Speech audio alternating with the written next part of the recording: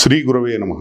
శ్రీఆర్ studios channel చూస్తున్నటువంటి ప్రేక్షకులందరికీ స్వాగతం. భగవంతుడికి సంబంధించి మంచి విషయాలను వినాలనే సంకల్పం సామాన్యమైంది కాదు, విశేషమైనది. వాస్తవంగా మనల్ని ఎవరు ప్రేమిస్తున్నారు, మనల్ని ఎవరు కనిపెట్టుకుంటున్నారు, కష్ట సుఖాలలో మనకు తోడుగా ఉండేవాళ్ళు ఎవరు, మన జీవితంలో అన్ని సమయాలలో మనల్ని వదిలిపెట్టకుండా మన వెంట ఉండేవాళ్ళు ఎవరు అనే విషయంలో ఒక ప్రశ్న ప్రతి ఒక్కళ్ళ హృదయంలో ఉంటుంది. ఎందుకంటే మనుషుల యొక్క మనస్సు ఏదైతే ఉందో అది ఎట్లా అయితే విచలితం అవుతూ ఉంటుందో, మార్పులు చేర్పులకు లోనవుతూ ఉంటుందో, దాని వెనకాల వాళ్ళ మనస్సును వాళ్ళు సరిదిద్దుకునే విషయంలో లోపం కావచ్చు, లేకపోతే వాళ్ళ యొక్క కర్మానుభవాన్ని అనుసరించి కలిగే మార్పులు చేర్పులు కావచ్చు. ప్రారంభం మారుతూ ఉంటుంది కదా. దానివలన మనిషి యొక్క బుద్ధి కానీ, మనిషి యొక్క ఆలోచన విధానం కానీ, మనిషి యొక్క జీవన శైలిలో కూడా కొన్ని మార్పులు వస్తూ ఉంటాయి. కానీ అంతర్లీనంగా సాధన చేస్తున్నప్పుడు సాధకుడి యొక్క మానసిక స్థితిలో ఎలాంటి మార్పు ఉండదు, ఎలాంటి మార్పుకు లోనయ్యే పరిస్థితి ఉండదు. అందుకని చెప్పే సాధన ముఖ్యమైనది.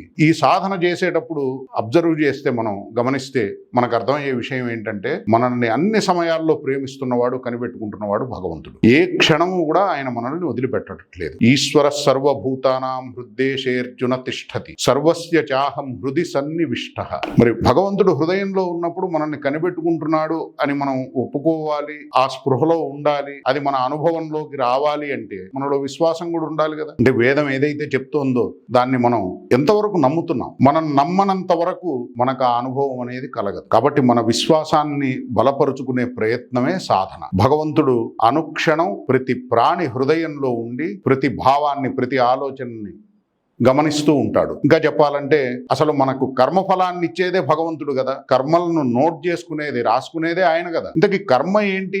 ఏది మనం చేస్తున్న పని? మనస్సుతో చేసే ఆలోచనే మనం చేస్తున్న పని. నహి కశ్చిత్ క్షణమపి జాతు తిష్టత్యకర్మ కృత్. ఒక్క క్షణకాలం కూడా ఎవరు కూడా పని చేయకుండా ఉండరు అని చెప్తున్నాడు భగవంతుడు. అంటే మనస్సు చేసే ఆలోచనే కర్మ. శారీరకంగా, బాహ్యంగా మనం ఏదైతే పని చేస్తూ ఉంటామో, సాధన చేస్తూ ఉంటాం, అది కర్మ కాదు. మనసైవ కృతం రామ నా శరీర కృతం అని చెప్తున్నాడు యోగ వాసిష్టంలో వశిష్ఠుడు. అంటే మనస్సుతో చేసే ఆలోచనే కర్మ, శరీరంతో చేసేది కర్మ కాదని చెప్పి ధృవీకరిస్తున్నాడు భగవంతుడు. భగవద్గీతలో చెప్తున్న విషయం కూడా, మీ మనస్సును మీరు జాగ్రత్తగా పరిశీలించుకోండి, మీ మనస్సును మీరు చక్కగా పెట్టుకోండి.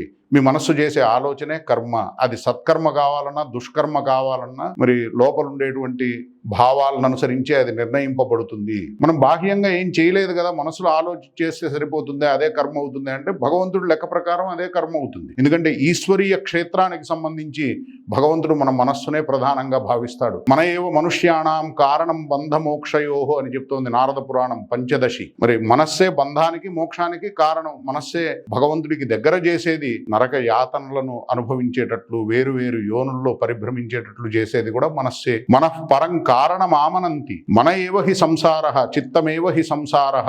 మరి ఈ మనస్సుని భగవంతుడికి దగ్గర చేస్తే ఎంత ప్రయోజనమో, మనస్సును భగవంతుడికి దూరంగా ఉంచి వేరు వేరు విషయాల్లో ఆసక్తిని పెంచుకుంటే అంత ప్రమాదం. అందుకే తస్మాత్ అసక్త సతతం కార్యం కర్మ సమాచర అని చెప్తున్నాడు భగవంతుడు. మీరు చేసే పనిని చక్కగా చేయండి, కానీ అనాసక్తితో చేయండి అని చెప్తున్నాడు. అంటే మన మనస్సులో ఆసక్తి పనికిరాదని చెప్తున్నాడు. ఆసక్తి వేరే విషయాల్లో ఉంటే ఇంక మరి భగవంతుడి విషయంలో ఏమున్నట్టు? మన హృదయంలో భక్తి ఉంది, విరక్తి ఉంది. మనకు సాంసారికమైన విషయాల్లో భక్తి ఉంటే భగవంతుడి విషయంలో విరక్తి ఉంటుంది. భగవంతుడి విషయంలో భక్తి ఉంటే వేరే వేరే ఇతరమైన విషయాల్లో విరక్తి ఉంటుంది. విరక్తి గాని భక్తి గాని మనస్సుకు సంబంధించింది, శరీరానికి, శరీర సంబంధమైన చేష్టలకు సంబంధించింది కాదు. ఎందుకంటే శరీరంతో సంసారాన్ని మనం చూస్తున్నా, అంటే సంసార సంబంధమైనటువంటి పనులను శరీరంతో నిర్వహిస్తున్నా, మన విధులను, మన బాధ్యతలను మనం నిర్వర్తిస్తున్నా, దాని వలన భక్తికి ఎలాంటి ఆటంకము లేదు, అభ్యంతరము లేదు. భగవంతుడు మనస్సును కోరుకుంటాడు, శరీరాన్ని కాదు. ఇప్పుడు భార్యాభర్తలే ఉన్నారు. భార్య భగవంతుడిని కాదు, భర్తనే ధ్యానిస్తోంది అనుకోండి. నిద్ర కూడా లేవాల, ఇంకా 7 అయినా 8 అయినా 9 అయినా. అక్కడ ఆయనకి కాఫీ ఇవ్వలేదు, టిఫిన్ లేదు, ఆయనకి ఏదన్నా వంట చేయటం దానికి సంబంధించినటువంటి ప్రయత్నం లేదు. ఆమె నిరంతరం ఆ ధ్యానంలోనే, ఆ ధ్యాసలోనే నిమగ్నరాలై ఉంది. మరి భర్త సంతోషిస్తాడా? నీ ధ్యానం వద్దు, నీ ప్రేమ వద్దు, నాకు కావలసిన పని చేసి పెట్టు అని అడుగుతాడు. కానీ భగవంతుడు అట్లా చెప్పట్ల. ఆయన మనస్సును సమర్పించమని చెప్తున్నాడు. నాకు శరీరం కాదు ముఖ్యం, మనస్సు ముఖ్యం అని చెప్తున్నాడు. అందుకనే పత్ర పత్రం పుష్పం ఫలం తోయం యోమే భక్త్యా ప్రయచ్చతి తదహం భక్త్యుపహృతమశ్నామి ప్రయతాత్మనః అని చెప్తున్నాడు. మీరు నాకు ఏం సమర్పిస్తారనేది అది నాకు ముఖ్యం కాదు, ఎలాంటి భావంతో సమర్పిస్తారు అది నాకు ముఖ్యం అని చెప్తున్నాడు. అంటే ఆయన మన నుంచి ఏం ఆశిస్తున్నాడు? ఈ వస్తువులన్నీ, ఈ సామగ్రంతా భగవంతుడు ఇచ్చిందే కదా. అహంకారంతో అజ్ఞానంతో ఇది నాది అని మనం చెప్పుకుంటున్నాం, కానీ అన్ని వదిలిపెట్టి వెళ్ళిపోతున్నాం కదా. ఏమన్నా తీసుకొచ్చామా? ఏమన్నా తీసుకెళ్తామా? కట్టుకున్న బట్టను కూడా తీసుకెళ్ళటానికి లేదు. మరి ఇది నాది అని మనం అహంకరించి అజ్ఞానాన్ని పెంచుకుంటున్నట్లే కదా. అందుకే ఆయనకు పేరే ఈశ్వరుడు. ఆయన జగన్నాథుడు, విశ్వనాథుడు, శాసకుడు, అధ్యక్షుడు, నియంత, సర్వద్రష్ట, సర్వసాక్షి, సర్వశక్తిమంతుడు. మరి ఆ భగవంతుడు ఎంత కృపతో, ఎంత దయతో ఇంత సంసారాన్ని ఏర్పరిచి జీవులకు సాధన నిమిత్తం మరి ఆ ప్రకృతితోనే శరీరాన్ని కూడా ఏర్పరిచాడు కదా. తల్లి గర్భంలో శరీరం ఏర్పడింది. తల్లికి గాని తండ్రికి గాని ఆ శరీరం గురించి తెలియదు, లోపల ఎట్లా నిర్మాణం అయిందో కూడా. మరి ఆ శరీరాన్ని నిర్మించింది భగవంతుడు తన అచింత్యమైనటువంటి అద్భుతమైన శక్తితో. మరి శరీరాన్ని ఇచ్చాడు పోషణ నిమిత్తం, ఆ శరీరాన్ని కాపాడటం కోసం. తల్లి ద్వారా కొంతకాలం పోషణ చేస్తాడు, పాలన అందించి. కానీ తర్వాత ఈ ప్రకృతిలో ఏవేవైతే ఏర్పరిచాడో అవన్నీ కూడా ఎవరి కోసం? మన కోసమే. జీవుల్ని కాపాడటం కోసమే, ఆ శరీరాన్ని కాపాడటం కోసమే. అందుకనే ప్రకృతిని ఉపయోగించుకుంటే దోషం లేదు, కానీ ప్రకృతిని ఉపభోగించాలనుకోవటమే పాపం, దోషం. అంటే ఇప్పుడు తల్లి ఉంది, తల్లిని భోగ దృష్టితో చూస్తే తప్పే కదా, అపరాధమే కదా. అట్లా ప్రకృతి మనకు తల్లి. ఈ శరీరాన్ని పోషించేది, పాలించేది, కాపాడేది ఈ ప్రకృతి. అట్లానే సాధనకు సంబంధించి మనకి ఈ అవకాశాన్ని భగవంతుడు ఇచ్చినందుకు ఆ శరీరాన్ని కాపాడుతూ మన సాధనకు అనుకూల మనకి ఇంత ఉపకారాన్ని చేస్తోంది ప్రకృతే కదా. అట్లాంటి ప్రకృతిని మనం క్షోభింపజేస్తే భగవత్ కృపను ఎలా పొందగలుగుతాం? అందుకని ఎవరైతే భగవంతుడికి అభిముఖులవుతారో, మనస్సును ఆయనకు దగ్గర చేస్తారో, ఈ సంసారంలో, ఈ విశ్వంలో వాళ్ళు ఏ పాత్రను పోషించాలి, వాళ్ళ జీవనాన్ని ఎలా సాగించాలి అనే విషయంలో ఒక స్పష్టమైనటువంటి అవగాహనను కలిగి ఉంటారు. ఎందుకంటే విశ్వం గురించి విశ్వనాథుడికి తెలుసు, జగత్తు గురించి జగన్నాథుడికి తెలుసు, మనకేం తెలుసు? కాబట్టి ఈ జగత్తులో మన పాత్ర ఏముండాలనేది భగవంతుడు నిర్ణయించాలి. మనసును ఆయన దగ్గర పెడితే ఆయన మనకు ఆ డైరెక్షన్ ఇస్తుంది. ఇప్పుడు మనం హృదయం ఎంత పరిశుద్ధిని పొందుతూ ఉంటే అంత మనకు భగవంతుడిని పొందాలి అనే తపన కూడా బలపడుతూ ఉంటుంది. ఇప్పుడు లోపల శరీరంలో అనారోగ్యం ఉన్నప్పుడు ఆహారం రుచించదు, ఆహారం తీసుకోబుద్ధి కాదు. ఏ అజీర్తి సమస్య ఉందనుకోండి, ఎంత రుచికరమైన ఆహారం కానివ్వండి, ఎంత ఆరోగ్యకరమైన ఆహారం కానివ్వండి, శరీరం తీసుకోగలుగుతుందా?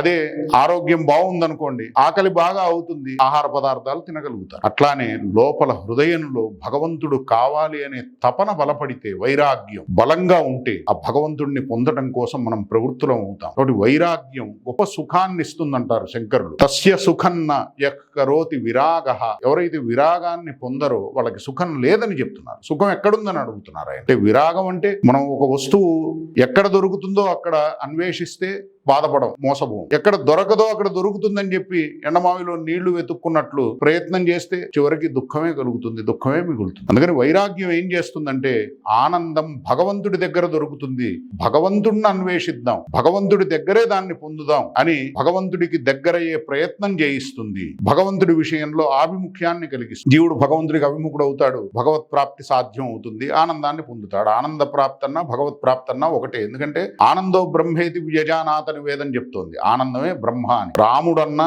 ఆనందం అన్నా, కృష్ణుడన్నా, ఈశ్వరుడన్నా ఇవన్నీ పర్యాయవాచక శబ్దాలు తప్ప వేరు కాదు. ఇప్పుడు ఒక పదార్థం ఉంది, ఆ పదార్థాన్ని ఎన్నో భాషల్లో ఎన్నో పేర్లతో పిలుస్తారు, పదార్థం వేరు కాదు కదా, పేర్లు వేరుగా వినపడచ్చు. అట్లానే అందరూ కోరుకునేది ఆనందాన్ని. ఆనందం యొక్క అంశ అవడం వలన జీవుడు ఆనందాన్ని తప్ప ఇంకొక దాన్ని కోరుకోడు. చేసే ప్రయత్నం వేరుగా కనపడచ్చు. ఒక శిశువు రోధిస్తాడు, పుట్టటమే. ఎందుకు రోధిస్తున్నాడు? నేను జీవుణ్ణి, భగవంతుడి యొక్క అంశను, నాకు ఆనందం కావాలి, నాకేంటి ఇంత దుఃఖం కలిగింది, ఇంత క్లేశం కలిగింది. మరి రాపిడ్ అవుతుంది కదా తల్లి గర్భం నుండి బయటకు వచ్చే సమయంలో. ఆ దుఃఖాన్ని పోగొట్టుకోవటం కోసం, హృదయాన్ని చల్లబరుచుకోవటం కోసం రోధిస్తున్నాడు. ఒకళ్ళు కూర్చోవచ్చు, ఒకళ్ళు నించోవచ్చు, ఒకళ్ళు పరిగెత్తచ్చు, ఒకళ్ళు తాగచ్చు, ఒకళ్ళు తాగకపోవచ్చు, ఒకళ్ళు తినచ్చు, ఒకళ్ళు తినకపోవచ్చు. చేసే పనులు వేరువేరుగా కనపడుతున్నా, విపరీతంగా కనపడుతున్నా, అందరి ప్రయత్నం, అందరి లక్ష్యం, అందరి ఉద్దేశం ఒకటే, ఆనందాన్ని పొందడం. ఒకవేళ ఎవరైనా మాకు ఆనందం వద్దు అనుకుంటే వాళ్ళు నాస్తికులు. ఆనందం కావాలనుకునే వాళ్ళంతా ఆస్తికులే. ఎందుకంటే ఆనందం కావాలంటున్నారుగా, భగవంతుడు కావాలంటున్నాడు. నాకు ఆనందం కావాలన్నా, బ్రహ్మ కావాలన్నా, రాముడు కావాలన్నా, కృష్ణుడు కావాలన్నా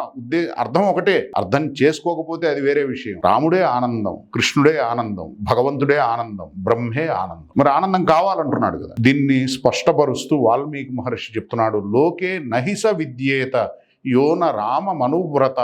ఈ లోకంలో ఒక్కళ్ళు కూడా నాకు రాముణ్ణి అనుసరించని వాళ్ళు కనపడట్లేదని అన్నాడు ఆయన. అంటే అందరూ రామదాసులే, అందరూ రాముణ్ణి కావాలనుకునే వాళ్ళే, రాముణ్ణి కోరుకునే వాళ్ళే, రాముడికి దగ్గర అవ్వాలనుకునే వాళ్ళే. అట్లా ఎట్లా అండి అంటే రాముడి ఆనందం కదా, మరి ఆనందమే కావాలనుకుంటున్నారు కదా అందరూ కూడా. అందుకే అందరూ రాముడికి దాసులే అని చెప్పాడు ఆయన. దాసభూతో హరే రేవ నాన్యస్యైవ కదాచన దాసభూతమిదం తస్య జగత్ స్థావర జంగమం శ్రీమన్నారాయణ స్వామి జగతాం ప్రభురీశ్వర.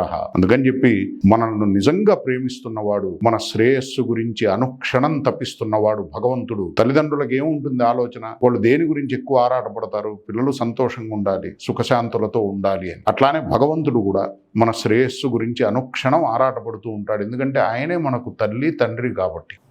ఎందుకు దివ్యో దేవ ఏకో నారాయణో మాతా పితా భ్రాత నివాస శరణం సుహృద్గతిర్ నారాయణ ఇతి అని సుబాలశ్రుతి చెప్తోంది. అలానే పితాహమస్య జగతో మాతా ధాతా పితామహ అని చెప్తున్నాడు భగవంతుడు. గతిర్భర్త ప్రభు సాక్షి నివాస శరణం సుహృత్ అని చెప్తున్నాడు. ఇప్పుడు ఆత్మకు అన్ని సంబంధాలు పరమాత్మతోనే ఉన్నాయి. ఇది పరమాత్మతో తప్ప ఇంకెవరితో సంబంధం లేదు ఆత్మకు. మరి అన్ని సంబంధాలు ఒక్క పరమాత్మతో ఉన్నాయి కాబట్టి పరమాత్మను తండ్రిగా భావించవచ్చు, తల్లిగా భావించవచ్చు. ఆయన్ని అన్ని విధాలుగా మనం భావించి ఆయనకు మన మనస్సును దగ్గర చేసుకోవచ్చు. ఇప్పుడు శరీరానికి సంబంధించి తల్లి వేరు, తండ్రి వేరు, అక్కయ్య వేరు, అన్నయ్య వేరు, తమ్ముడు వేరు, చెల్లెలు వేరు, పిన్ని వేరు, పినతండ్రి వేరు, ఇవన్నీ మారుతూ ఉంటాయి, వేరే వేరే వ్యక్తులు. కానీ ఆత్మకు సంబంధించి అన్ని సంబంధాలు భగవంతుడితోనే ఉన్నాయి, పరమాత్మతోనే ఉన్నాయి. అందుకని భగవంతుడిని మనం ఎట్లా భావిస్తే అట్లా ఆయన మనకు దగ్గర అవుతాడు. యద్భావం తద్భవతి యో యదిచ్చతి తస్య తత్. మనం ఏది కోరుకుంటే అది మనకు లభిస్తుంది. మనకు ఆనందం కావాలి, దుఃఖం కావాలి. ఆనందం కావాలి అంటే భగవంతుడిని కావాలి అనుకోవాలి. ఆనందం వద్దు అనుకుంటే ఇంకేదో కావాలనుకో. ఈ విషయంలో మనకి స్పష్టత ఉంటే మన జన్మను మనం కాపాడుకోగలుగుతాం, సఫలం చేసుకోగలుగుతాం. హరయే నమః, గురవే నమః.